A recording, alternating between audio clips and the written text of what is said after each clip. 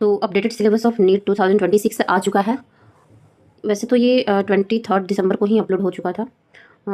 Almost all syllabus सब same है, मतलब जो भी नीट 2025 में था सारा सिलेबस सेम ही है, कुछ चेंज खास आया नहीं है। सारा कुछ फिजिक्स केमिस्ट्री बायोलॉजी में सेम है, लेकिन एक बार गो थ्रू तो करना बनता है ना नीट के सिलेबस से। फिजिक्स एंड मेजरमेंट्स, ये फिजिक्स एंड मेजरमेंट नहीं है, यूनिट एंड मेजरमेंट है।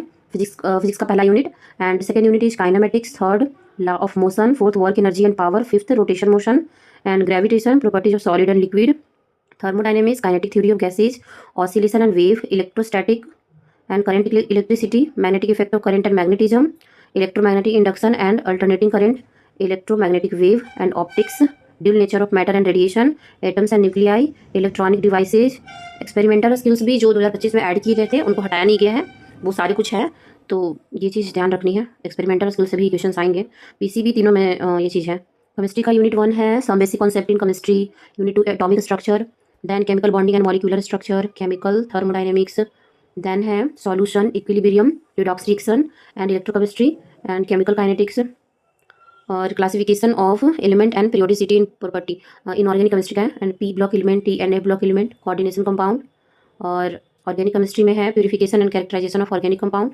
Some basic principle of organic chemistry, hydrocarbon, organic compound containing hydrogen, organic compound containing oxygen, alcohol, phenol, ether जिसमें आता है, और organic compound containing nitrogen, biomolecule, principle related to practical chemistry. देखो physics में practical chemistry का part नहीं हटाया था, एंड इसमें भी है, तो प्रैक्टिकल केमिस्ट्री वाला पार्ट है। एंड बायो में भी सारी चीज़ें सेम है, डाइवर्सिटी इन लिविंग वर्ल्ड, और structural organisation in animal and plant, cell structure and function, plant physiology and human physiology. देखो वैसे ह्यूमन फिजियोलॉजी में सब कुछ तो सेम है, बट अभी थोड़ा सा क्या है ना, ये डिसऑर्डर वाला पार्ट जो भी है, इसको डिसऑर्डर वाले पार्ट को थोड़ा अलग से लिखा गया है, तो आई थिंक कि इसमें ज़्यादा फोकस करना होगा, क्योंकि इसे क्वेश्चन तो आएंगे ही आएंगे। देखो इसमें भी सारे डिसऑर्डर्स वाले पार्ट हैं जिनको अलग से लिखा गया है, तो इनको ध्यान रखना है। एंड देन है reproduction, unit 7 genetic and evolution, और 12th का आ गया अभी ये सब, and biology and human welfare, biotechnology and its application, ecology and environment. बाकी हो गया, यही है, सारा सिलेबस सेम ही है, कुछ चेंज नहीं आया है। एक बार मैंने तो यूनिट बताई, आप एक बार देख लेना अपने अकॉर्डिंग, मैं इसका लिंक डिस्क्रिप्शन में दे दूँगी, पीडीएफ आप डाउनलोड कर सकते हो। Thank you.